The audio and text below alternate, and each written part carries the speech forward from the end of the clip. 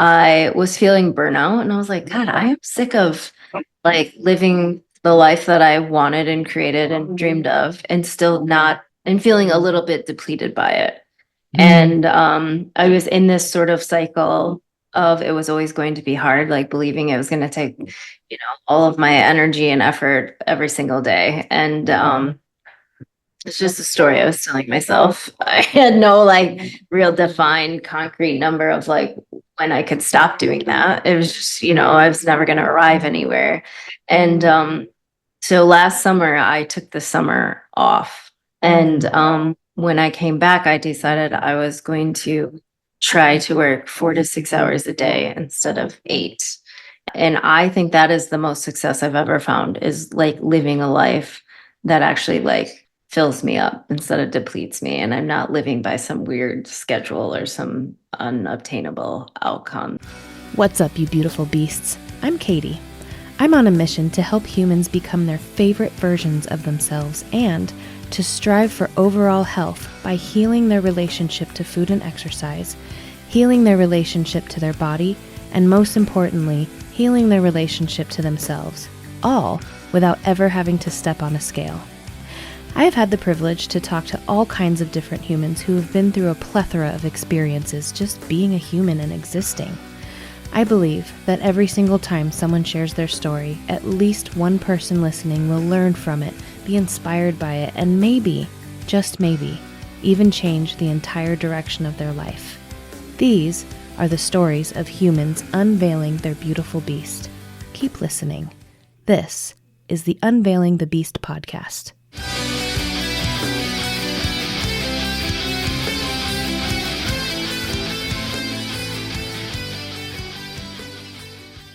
So yeah, it's nice to meet you too, and I appreciate you again for your grace.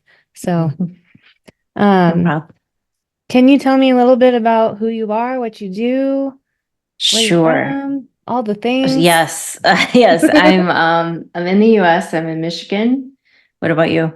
I'm in California, Cool. What part? Palmdale, the desert. Ooh, like near Palm Springs? Not quite. I'm about 2 or 3 hours from Palm Springs. I'm Okay. by Lancaster. The other way is Valencia. Okay. Okay. Yeah, like Santa Clarita. Got Yeah. it. Beautiful. Yeah. Okay, so I live in Michigan. What else did you ask me? I host All the retreats for a living. Yeah, all the things. I used to work in a lab, and then I had for 13 years I was a manager for a small company. And I was in a couple bad car accidents, and I had to be in a neck brace for 4 months. And I, within that time, knew that I had to make a major life change. I was just so miserable with my career. And I had had so much success, but God, I just was so bored by it, it felt so shameful and stupid. But I just, I was 28 and I thought, in your 20s when you think that death and mortality are things old people deal with, I was like, oh, this is it. You get one chance, you get one life. It's short, it's precious. And so I just felt this like new sense of like urgency to actually do what I wanted. And it was such a foreign concept to me at the time. But I'm 40 now. I've been hosting retreats since 2018. And now in the last 2 years, I've not pivoted, but I've also branched out and I now plan other people's retreats, entrepreneurs retreats for them. Just because I kept getting asked if I would. And initially I said no, because I didn't think I had any idea what I was doing. Still figuring it out. And but now I do that and I really love it. And next year I'm done hosting my own retreats this year. I do only women, usually groups 10 to 15, and all over the world. We go to Europe a lot in that area, Central America. Next year we're going to Belize, Iceland, and the Italian Dolomites. Nice. And so what kind of retreats are these? Are these like for healing? Are they for meditation? What are they for? So I believe that wellness looks differently for every single person every single day. Mm-hmm. And so I want people to be able to show up in a space and just be seen and accepted and loved and supported for who they are and not who they're trying to be.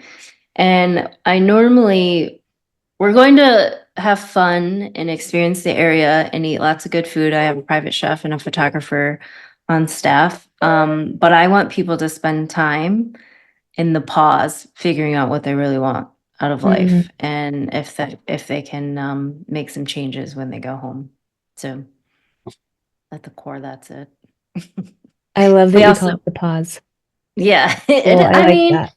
there's not a lot of people don't prioritize just checking in with themselves regularly. And I don't believe that you have to go away to do that. It makes it Mm-hmm. a little bit easier when you're not bogged down by your roles and responsibilities. But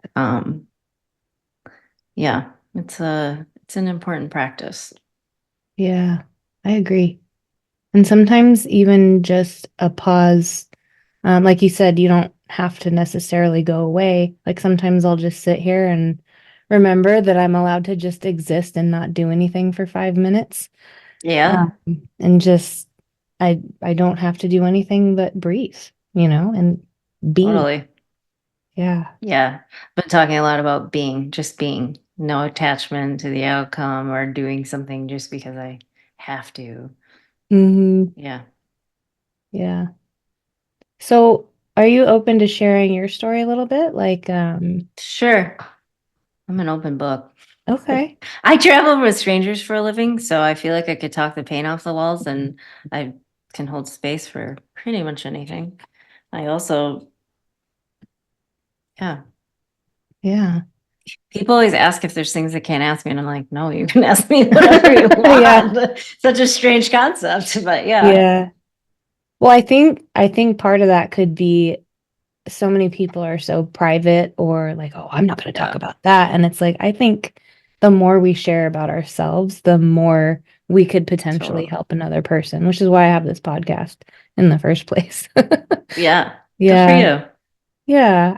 I think like everybody's individual and everybody has their own story, but there are other people that have similarities to us. And if they can relate to us in any way, um, and see that like maybe whatever they're going through, there's a light at the end of the tunnel, then mission Hmm. accomplished, even if it's just one person. Um, I agree. so with that being said, can we talk about your car accidents? Like what Sure. happened and then maybe in your healing, what point you were like, I'm bored with what I'm doing and I don't want to do it anymore. Yeah, totally. So when I was 17, I was driving my brother and my sister to school. I was on my way to pick up my cousin, just like they say, not far, within 5 miles of my house. And I stopped at a stop sign and I looked both ways and it was clear and I went forward and I heard this very weird sound. And I didn't see there was a truck coming really fast and T-boned us on the passenger side. And both my sister and brother were on the passenger side. But it was raining and our car ended up in someone else's yard. It just spun multiple times off the road. We are lucky it rained because otherwise we probably would have flipped. He hit us really hard. But Mm. and then when I was 20, and honestly, I thought my brother and sister were dead. I thought they were dead for sure. Mm. My sister was making they were all both unconscious and she was making this crazy sound. And my brother had blood just like running out of his mouth. They had to sew his tongue back together. And Mm. anyways, I called 911. They transferred me, which I was like, God, I didn't know this happened with 911, but it was like when cell phones were new. I don't know if that's why I haven't had to dial it recently, thankfully, but and then I called my dad because I knew he was home and I wanted somebody there that I knew. And but anyways, and then when I was 20, we got rear-ended on the highway, my sister and I. Some young girl that had just got her license and wasn't paying attention at all. So I actually didn't have surgery until I was 28, but my neck was just pretty messed up from both of those, from the whiplash. And I had 3 herniated discs. One of them was actually chipping away at my spinal cord, and so that I didn't have any other alternatives to surgery, even though I tried. And but after I was in a neck brace for 4 months, which was the first time in my young adult life that I ever had a pause, a long pause. Um, I um, I realized that the surgery wasn't going to be the hardest part. It was the recovery, like the rehab, and like no one really educated me about that process. I thought if you get some new hardware, they took out the fifth vertebrae and the joining disc, and my cervical spine in my neck. And I just thought that was sort of gonna fix it. I thought I would have limitations as far as like, how I would use my new body, but that was it. I had chronic debilitating pain though. And so, and I still have one herniated disc, which I will hopefully live with the rest of my life because I don't want to have surgery ever again. But I I was seeking out yoga and different, just more Eastern medicine, massage, acupuncture, just trying to not be in the pain management clinic, like because really the only thing that was offered to me was those cortisone injections. And when you get them in your spine, you have to have someone drive you. They have to put you out. And it was just, I'm like, Yeah. I don't want to live this way for the rest of my life. Like this is awful. So when I started doing yoga, I definitely just found out that I had so much bullshit that I had pushed down for years and years and years, that really comes out when you spend quiet time with yourself. And my biggest limiting belief still to this day, and probably will be until I die unless I become enlightened, is I'm not enough. And that made me a very high functioning, high performing adult, but also sort of a sad one. And I was just like, I wanted more meaningful friendships. Uh, I'm still married to the same guy I married when I was 23. We've both done a lot of personal growth individually and together. So I'm lucky that we both are radically different than we were 17 years ago, and we're Yeah. still together. But I at the time thought I was having like a nervous breakdown of just not wanting anything to do with like what I had achieved, and not knowing what I wanted to do. And once I started um going to yoga, I was just sort of networking with other like-minded people that were capable of more than just surface level conversation, and made a lot of really great friends. And honestly, a lot of them ended up being entrepreneurs. And in my last stint, when I was working in the lab, I was sort of given the opportunity to be an entrepreneur with no financial risk. So I built the lab, hired the staff, bought the equipment, ordered the inventory, and it sort of just planted a seed that I had never even thought of or considered. And I was going to go and work in a different like capacity, in like a sales capacity in the same field. But when I tried to quit, my employer gave me a bunch of money to stay. And I went to my husband, like any coward, and said, I think you should go on your own for landscaping. You've been doing it for like 15 years. You love it. Let's give it a try. You take a risk, not me. And he's very risk averse.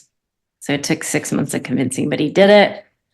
Had a fair amount of success the first year. And then I started side hustling retreats and worked full time still in my current job for 2 years. And then I jumped in with both feet, which would have been almost exactly 5 years ago. It was in or 4 years ago, October 2020, I quit my full-time job. No, 2019, it was 5 years ago. I quit right before the pandemic and then had to cancel all of my retreats. So that's how I remember. Yeah. So, Yeah. I love that you're like, why don't you take the risk? yeah. Such a jerk move, but I've never been terribly risk averse. I just always I actually have a very deep belief that the universe will always have my back. It Mm, doesn't mean I don't get fearful, but it just means that I think I'll always land on my feet or be able to pick myself up in some capacity. I'll be fine. mhm. Um, might be hard, but it won't be the end of the world. And he does not. He's very risk averse. So this is a big ask. Yeah. And it only But took 6 months. yeah, it was like there was a lot of I almost was like just having not almost I was just having friends over for dinner that have had success as entrepreneurs and just like wanted asking them to share their stories, sort of like trying. And then my father-in-law has worked for himself for a very long time. So he was the final nail in the coffin. Mm.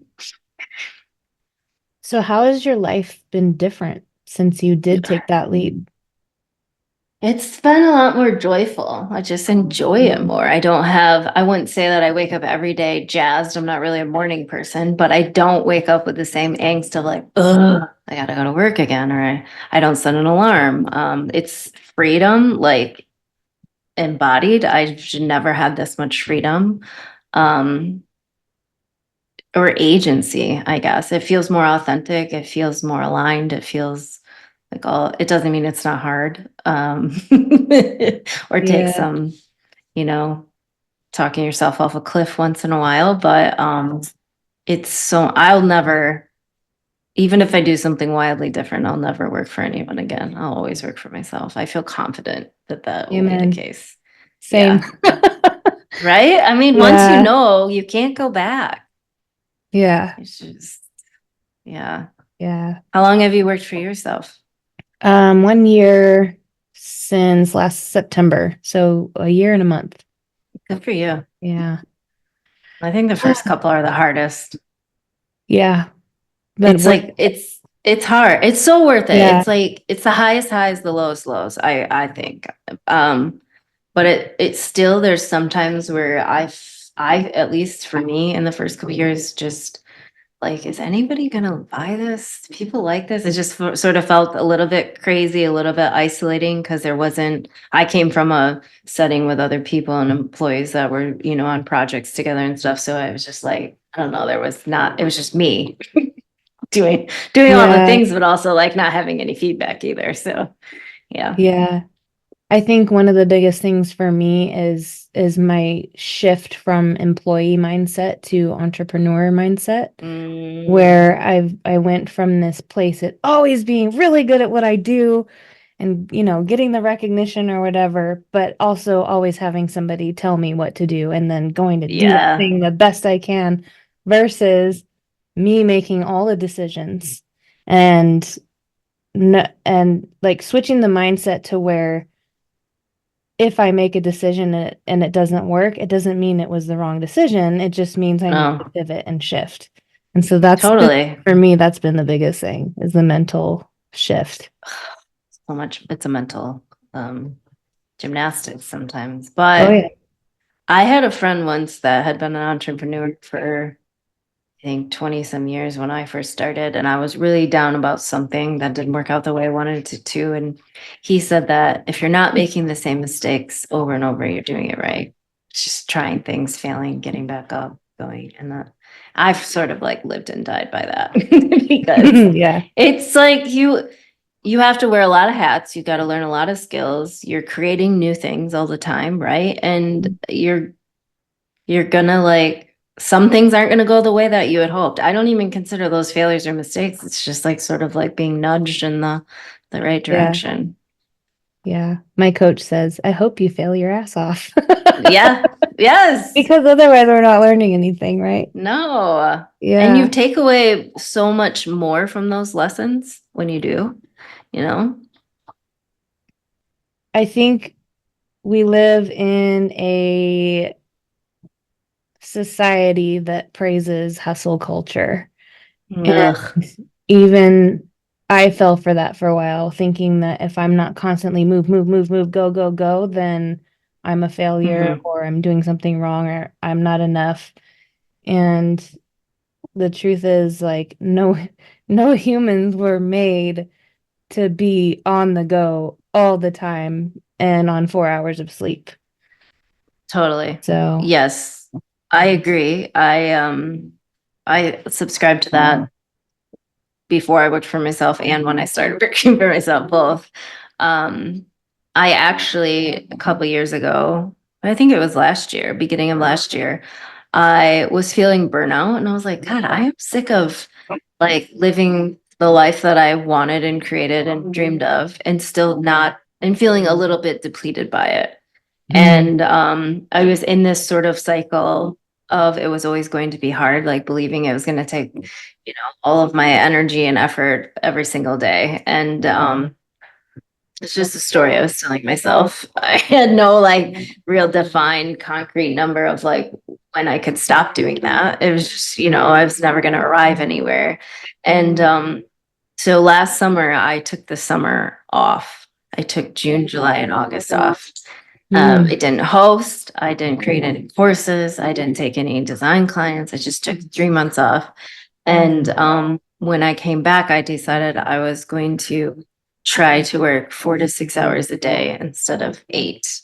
And in some days, like you're in a flow or you have more meetings and whatever. And like I think that just by the end of the week, if it was sort of within that parameter as a whole, it was a success.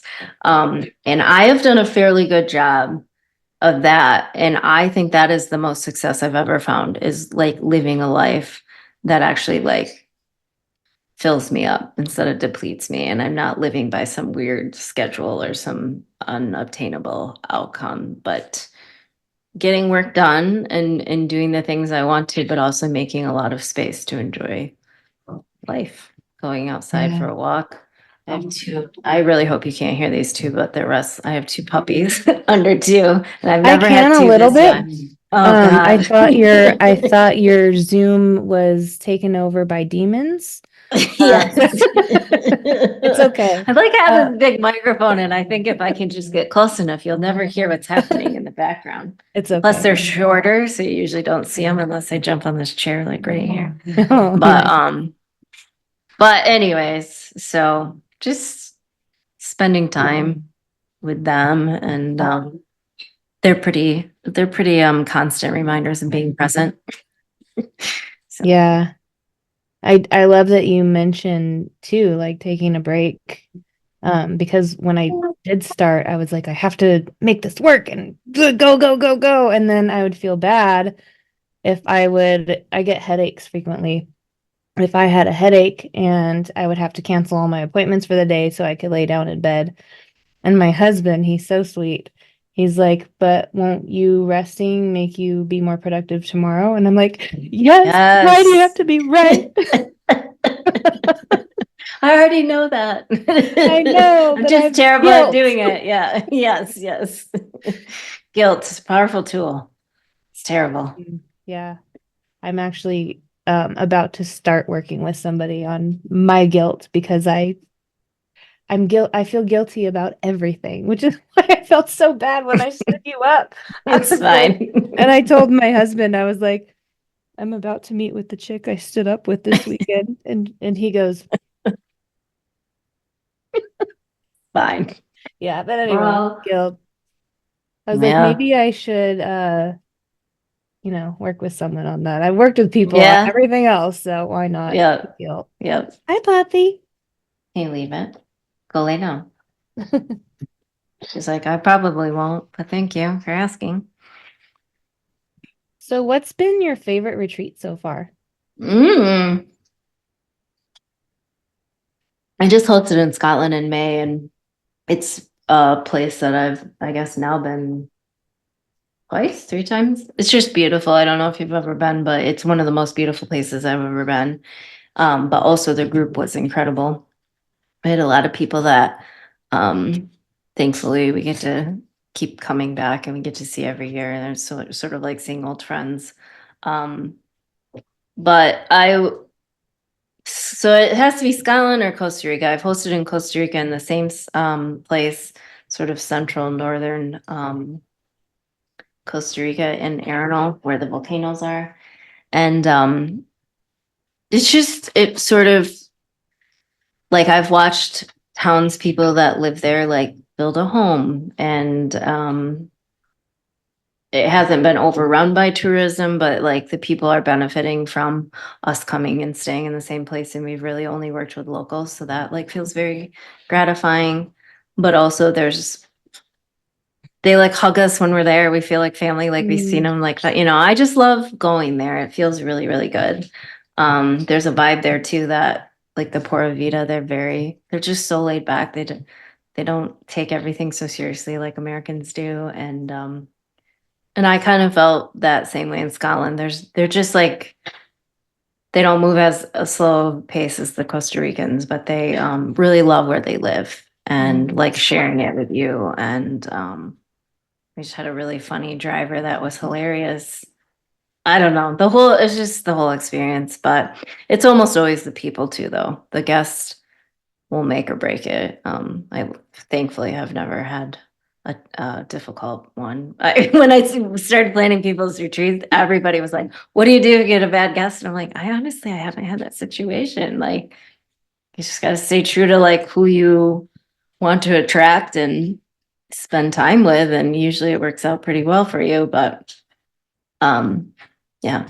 So anyways, to answer your question, Scotland or Costa Rica would be my favorites. I love that. Have they always been out of the country, or did you do them Um, in the States? When I started, I just hosted in Northern Michigan for like almost the first year. My second one, I technically went to Banff in Canada. It's not that far from Michigan. But for like the first 4 or 5, I just did long weekends, Thursday to Sunday, where I just had to drive up north for a few hours. One, because the cost seemed a little bit less overwhelming. Two, I was building an audience from scratch. I didn't know anybody, so I thought if I couldn't get people to come, I could probably haul some of my family or friends up there, and because it was just a drive, not a fly. You didn't have to fly anywhere, and a shorter time commitment. It just felt easier on multiple levels, and Yeah, so that's how I started. Yeah. nice. I'm asking because I think I'm gonna mentally put you in my pocket for when I am ready to do something like that. I don't think I'm ready for that yet. And like you said, I'm still growing my audience from scratch. So It's a big offer. I work with more people that have a lot of really great clients and a fairly decent sized audience, and they want to offer something bigger to them. But I will say that there is a retreat for everybody. I think that, I mean, I did one for a food photographer, a psychic medium, an actress. ooh, I mean, just such a variety of things. It's not, and I think that if you feel called to do it, you have something you're really passionate about sharing, and you should definitely share it in person. And we work mostly on talking about, it's like almost like coaching, but not. It's just talking through all the things and mostly everyone's limiting beliefs and the yeah. things that get in their own way. And it's fun. It's a lot of fun. So I hope to give you a hand someday and tell you're amazing, mostly. Thank you.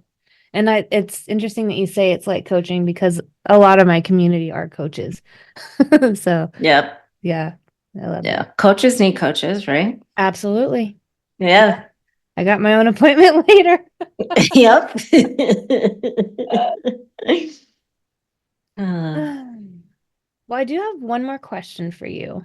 And Okay. I ask everyone at the end of every episode, and that Hmm. is if you had one piece of advice that you could give to the world, what would it be?